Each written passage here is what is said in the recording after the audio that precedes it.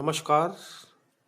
इस वीडियो में मैं आपको चंद्र पर्वत के विषय में बताऊंगा कि हमारे हाथ में चंद्र पर्वत किस स्थान पे होता है, चंद्र पर्वत का सीमा क्षेत्र क्या है, चंद्र पर्वत बहुत उन्नत स्थिति में हो तो हमारे जीवन पे क्या क्या प्रभाव रहते हैं, एकदम दबा रहे तो हमारे जीवन पे क्या प्रभाव रहते हैं, उन्नत स्थिति में हो, समतल स्थिति में हो तो हमारे जीवन में क्या क्या प्रभाव रहते हैं। तो दोस्तों, वीडियो शुरू करने से पहले अगर आपने मेरे चैनल को सब्सक्राइब नहीं किया है, प्लीज मेरे चैनल को सब्सक्राइब कर लीजिए ताकि मेरी जानकारी भरी वीडियोस आप तक पहुंचती रहे। तो चंद्र पर्वत शुरू करने से पहले एक बार हम ये जान लेते हैं हमारे हाथ में चंद्र पर्वत किस स्थान पे होता है, अर्थात इसका सीमा क्षेत्र कौन सा होता है। तो देखिए दोस्तों, यहां मैंने आपको बताया था इस स्थान पे इस प्रकार एक आप सीधी रेखा खींचिए और जहां से आपका ये अंगूठा शुरू हो रहा है, यहां से आप एक बिल्कुल सीधी रेखा खींचिए। इसके नीचे का जो ये वाला स्थान था, इसको हमने क्या कहा था, शुक्र पर्वत।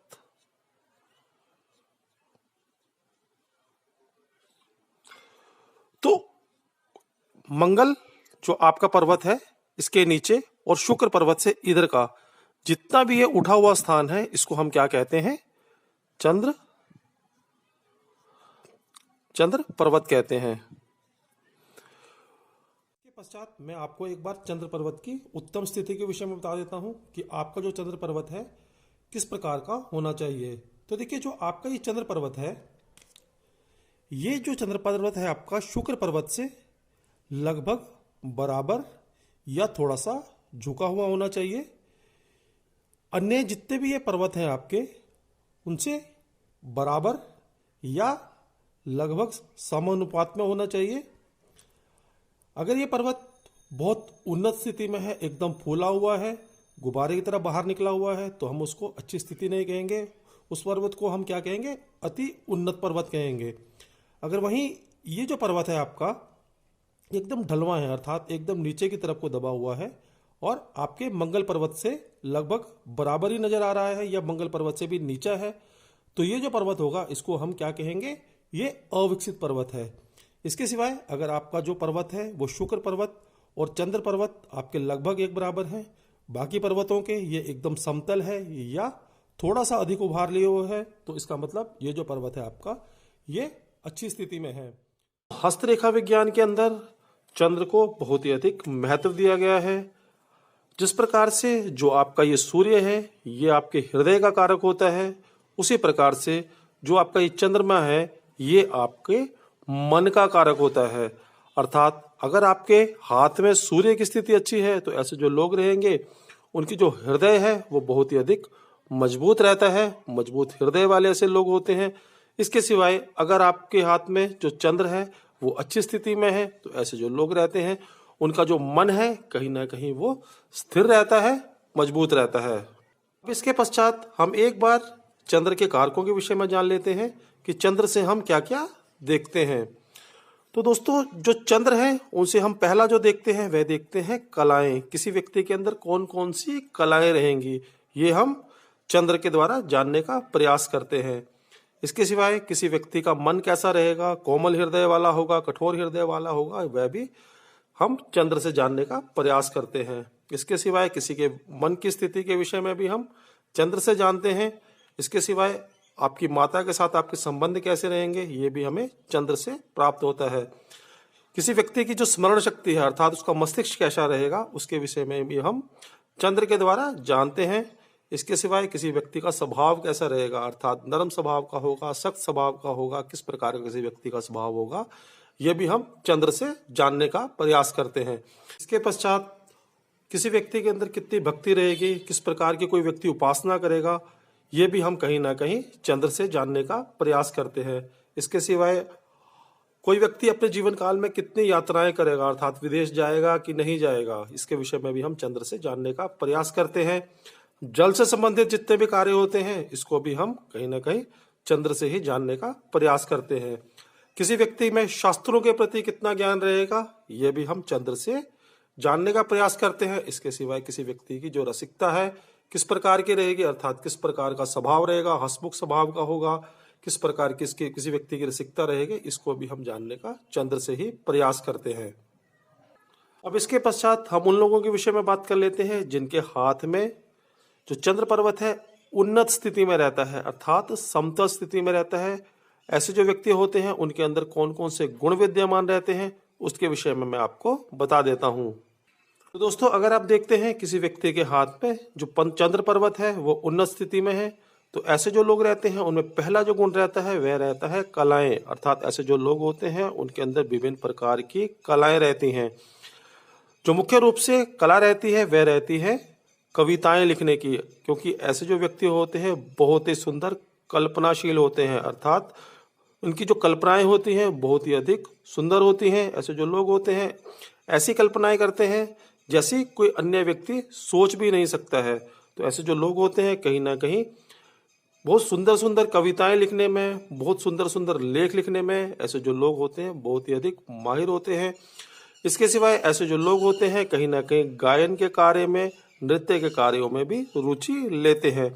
तो इस प्रकार अगर आप किसी व्यक्ति के हाथ में चंद्र पर्वत उन्नत स्थिति में देखते हैं तो ऐसे जो लोग होते हैं उनके अंदर विभिन्न प्रकार की कलाएं रहती हैं।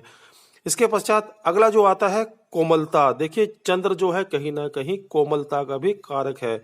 अगर किसी व्यक्ति के हाथ में जो चंद्र पर्वत है उन्नत स्थिति में है, अच्छी स्थिति में है, तो ऐसे जो लोग होते हैं बड़े ही कोमल हृदय वाले होते हैं, अर्थात ऐसे जो लोग होते हैं दूसरे व्यक्तियों के प्रति बहुत ही ज्यादा कोमल हृदय रखते हैं। किसी व्यक्ति के साथ भी अशिष्ट व्यवहार नहीं करते हैं, बुरा व्यवहार नहीं करते हैं, किसी को गलत नहीं कहते हैं।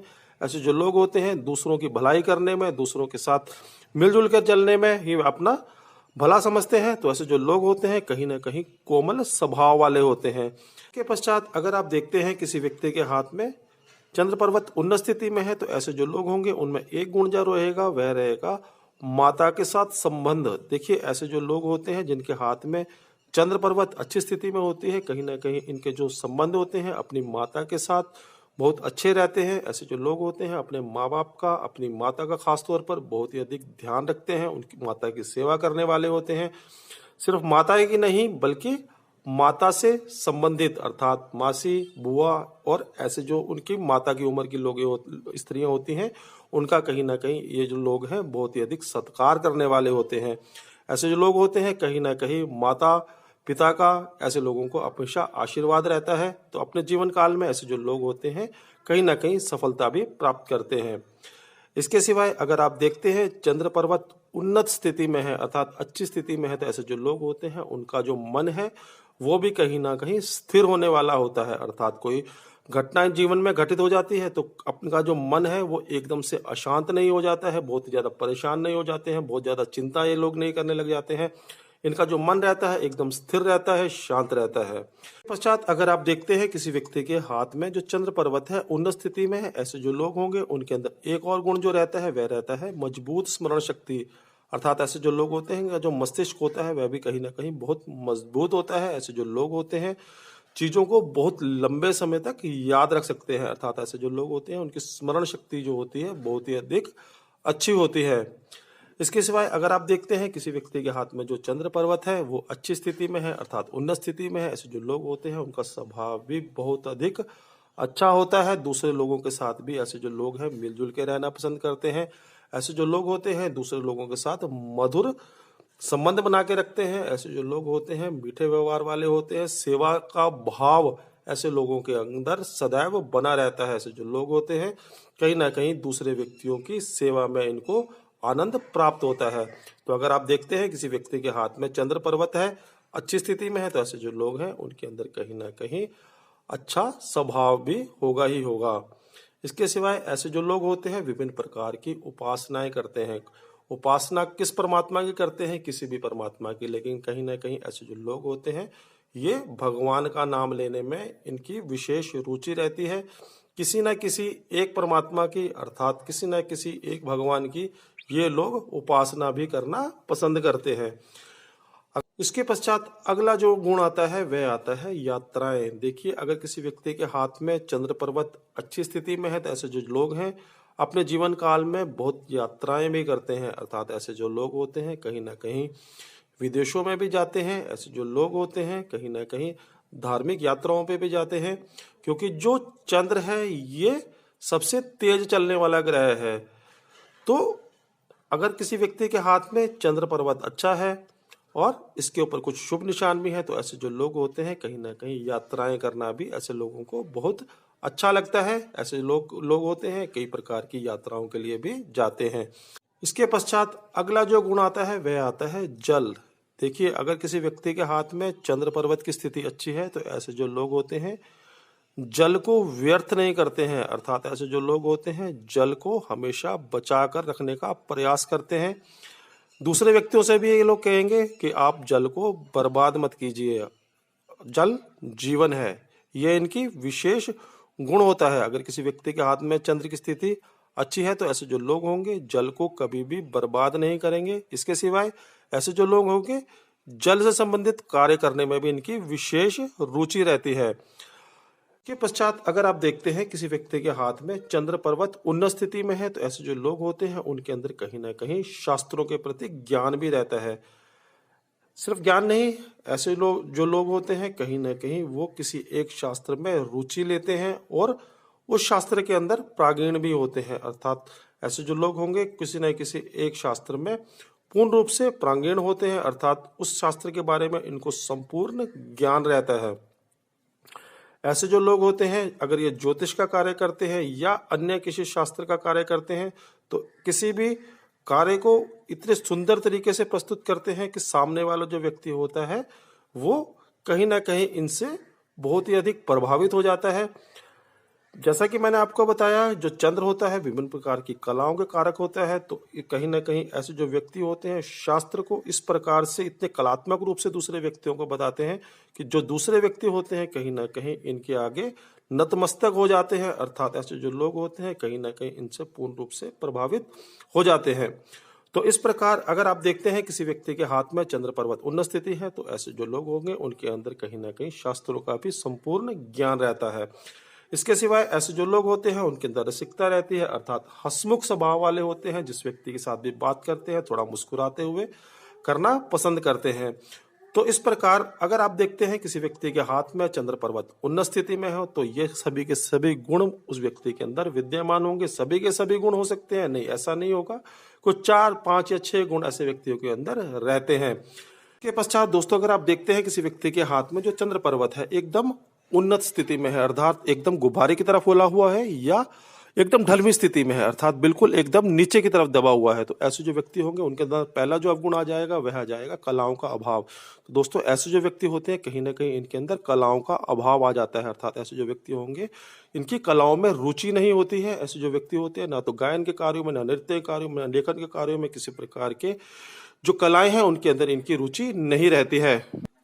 इसके सिवाय अगर ऐसे व्यक्तियों के अंदर कोई कला होती भी है तो ऐसे जो व्यक्ति होते हैं अपनी कला का प्रदर्शन नहीं कर पाते हैं, अर्थात दूसरे व्यक्तियों के सामने अपनी कला को प्रदर्शित नहीं कर पाते हैं। तो इस प्रकार एक जो इन लोगों के अंदर अवगुण रह जाता है वह रह जाता है कलाओं का अभाव। पश्चात अगर आप देखते हैं किसी व्यक्ति के हाथ में जो चंद्र पर्वत है एकदम बाहर की तरफ फूला हुआ है या एकदम अंदर की तरफ दबा हुआ है तो दूसरा जो अवगुण आ जाएगा वह आ जाएगा कोमलता का अभाव। तो दोस्तों ऐसे जो व्यक्ति होते हैं कहीं ना कहीं वे थोड़े से कठोर स्वभाव वाले होते हैं, अर्थात ऐसे जो व्यक्ति होते हैं थोड़े से रूडली दूसरे लोगों के साथ बिहेव करते हैं, अर्थात ऐसे जो व्यक्ति होते हैं कहीं ना कहीं दूसरे व्यक्तियों के साथ जो उनका व्यवहार होता है थोड़ा सा कठोर रहता है।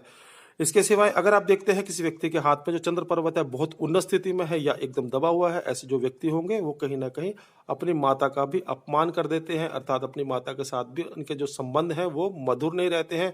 इसके सिवाय माता या अन्य जो माता की आयु की स्त्रियां हैं उनके साथ भी इनके संबंध जो हैं वो अच्छे नहीं रहते हैं। इसके सिवाय ऐसे जो व्यक्ति होते हैं उनके कहीं ना कहीं जो मन है वो भी बहुत ही ज्यादा अशांत रहता है, मतलब चंचल रहता है। ऐसे व्यक्ति एक बार किसी बात के विषय में सोच लेते हैं, दूसरी बार इनका मन एकदम उस कार्य को करने से बदल जाता है। मान लीजिए कि कोई काम करने के लिए बैठे हैं, 5 मिनट के लिए इनका दिल करेगा कि इस कार्य को मैं कर लेता हूँ, बीच में ही इनका मन उस कार्य से हट जाएगा, ये दूसरा कार्य करने लगेंगे, फिर दूसरा कार्य करेंगे, फिर तीसरा कार्य करने लगेंगे, फिर तीसरे को छोड़ करके पहले कार्य करने लगेंगे। तो इस प्रकार की मनोस्थिति ऐसे व्यक्तियों की रहती है, अर्थात ऐसे जो व्यक्ति होते हैं उनका मन कहीं ना कहीं बहुत ही अधिक चंचल स्वभाव वाला हो जाता है, अर्थात बहुत ही चंचल स्वभाव वाले ऐसे व्यक्ति हो जाते हैं।